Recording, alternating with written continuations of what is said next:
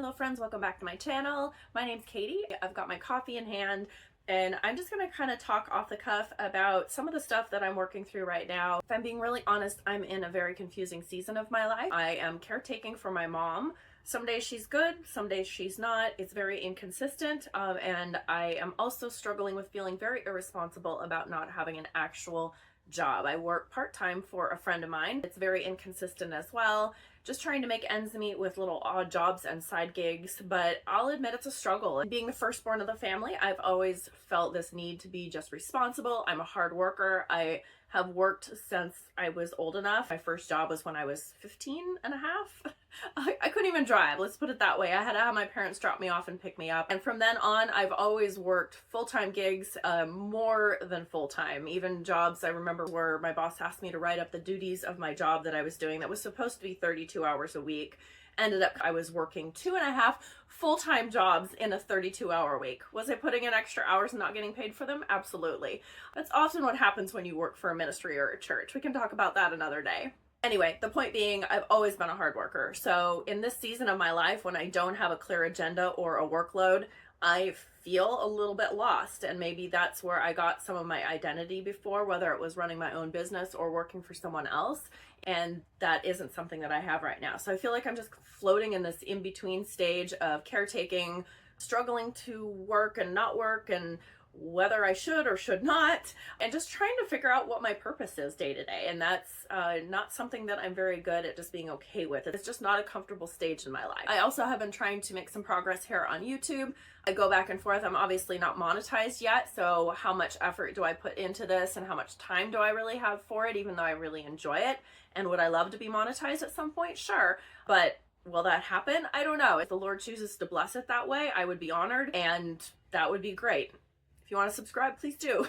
There's my plug for that. Consistency is super key on this platform, and I found that very hard, which is why I have taken breaks for those of you who have followed me, because it has been very hard to keep projects and DIY and stuff going every single week. And so I am going to be shifting gears a little bit. As I was prepping for this video and kind of thinking of what I wanted to talk about, I was reminded of a conversation that I had with a friend who knew me well, knows that I'm a Christian and that God is a priority to me. We've had many conversations about this, but she said something to me. She did not mean it derogatory at all. She was trying to pay me a compliment, but she looked at me and said, well, your gift is decorating. And she has seen all my displays and the things I do at my shop when I had a shop. And she thought that they were great, and that was a compliment. But in my heart, it kind of hit me that that's not really what I want to be known for. I don't feel like that's the gifting God has given me. Am I good at decorating? Perhaps. Is it something that He has gifted me to be creative? Sure. But is that really what I want people to know me for? No, it's not. I really want to be known for my faith. Now, in my online platform, I have YouTube, Facebook. I did live selling for a number of years. I was running a business for 14 years, and a lot of those people knew that I had faith, depended maybe on how close they were to me, or maybe how long they had been following me, but I talked about God all the time, and I had things in my shop that were very faith-based or God-centered. But most people really knew me for bringing them cute home decor, fun displays, cute clothing, and that was just my identity for years. And maybe people even looked at me as someone who had a good business sense and a good head on my shoulders as far as running a business. So while those all are good strengths that I may have had, they aren't really what I wanted to be known for. What people don't really know me for is something that was further back in my past and was over a decade of ministry. I actually went to school to be in student ministry, like a certified minister of sorts. And then I did years of youth and student ministry. I was a youth pastor, or as a woman in ministry, I was actually more of a youth director. I basically built a youth ministry from the ground up for a couple years. I started a singles ministry anywhere from age 18 to 80. It was quite a vast group. I've given messages at places. I've led Bible studies. That was a huge part of my life for over a decade, and I greatly enjoyed a lot of that. But I ended up pivoting away from that. I'll talk about that in a second. But even as I went into my business, it really was something that I felt like God had led me to. It was not what I had planned. It's not what I thought my goal was, but He used that for over 13 years. And I felt like that was a new form of ministry. That was more, for me, was my faith behind it than it ever was just the decor or just the clothing.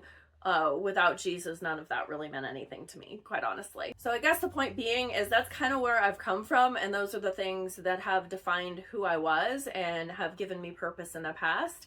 And currently I'm just kind of at this in between. Now, have I been in a place like this before? Yes, I have been. Not quite as long, I will admit. This one has been a very, very long season of just not making sense of things. I was actually the last church that I was on staff at. I was sitting in the back seat of the service because I often was running around doing things and helping out because I worked there and also volunteered. But I would always sneak in, you know, as the service was starting, I'd sneak in and kind of sit towards the back. And I remember one service, I was sitting there and I just felt nothing. And I am not a feelings type faith person, but I just felt stagnant. I felt like I was not growing. I felt like I was stuck, and it kind of scared me. It didn't kind of scare me. It scared me. And I knew then that I needed to find something else. So I actually gave my notice. I left within a few weeks. I pursued a few different things. I went and worked at Nordstrom just to kind of like give myself a breather and try to figure out what to do next. And that was about a year or more of just not knowing what was next and going, Lord, where am I? What am I doing? And then he opened the door to me opening my shop that I did for 14 years. Again, nothing I had ever planned, but I went through the season. It had no real clear direction. I felt like I was just biding my time. So I don't know if you've ever felt that, but you know what I'm talking about if you have, that it just felt like a real stagnant moment. Now, this season has felt similar to that. I don't know if you want to call it a valley or just a plateau where I'm just going nowhere really slowly. And it's very, very hard. I'm very uncomfortable. But along with this season has also come a lot of loss. And you've probably heard me talk about that before. And that has added a whole new element. So not only am I navigating loss and grief, I'm also navigating this unknown. So again, just trying to figure that out, trying to walk through this. So I know from the past, I know from who I believe God is and from his word that there are seasons like this. I've just never been through one this long, and I'm just trying to struggle and submit in submitting. I'm struggling in submitting to him, not unlike Jacob when he wrestled with God and he walked away with a limp. I keep thinking I'm going to get a limp here soon. I shouldn't joke. Holy smokes, I did not mean that. But Jacob did wrestle with God, but he did end up walking away with a limp, a sign of the wrestle, as well as a blessing from God and a new name. So I guess I'm just waiting for that. And I don't want the limp if I don't have to have it, but although, wow, now that I'm thinking about it, my limp probably is my grief. Whew.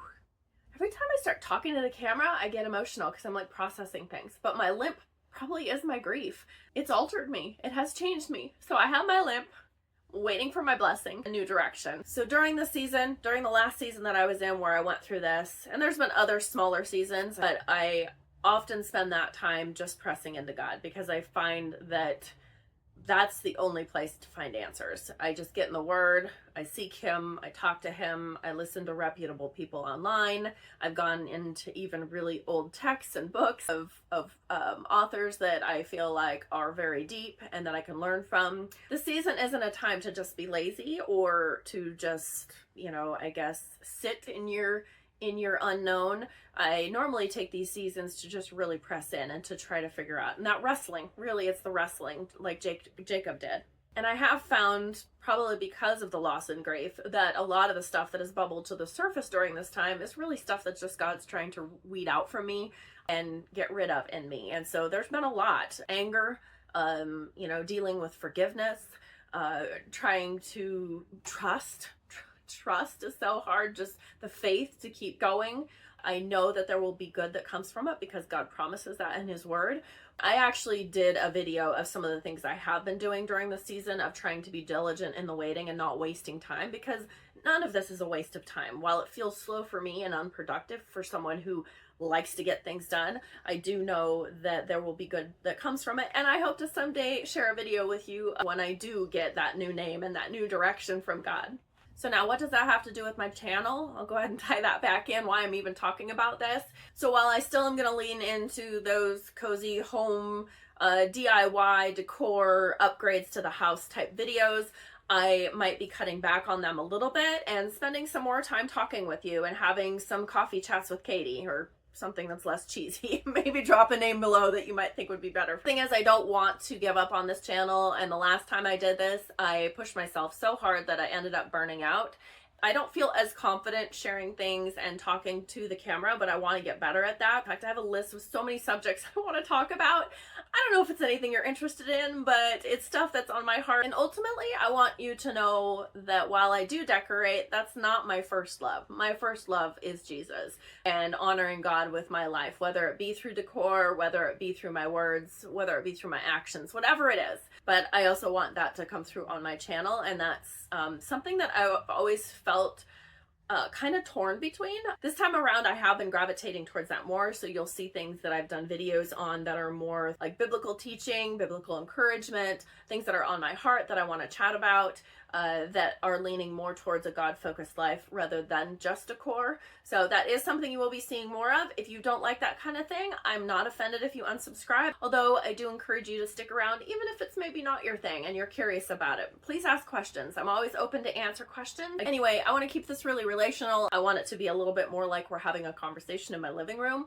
So feel free to converse with me in the comments below.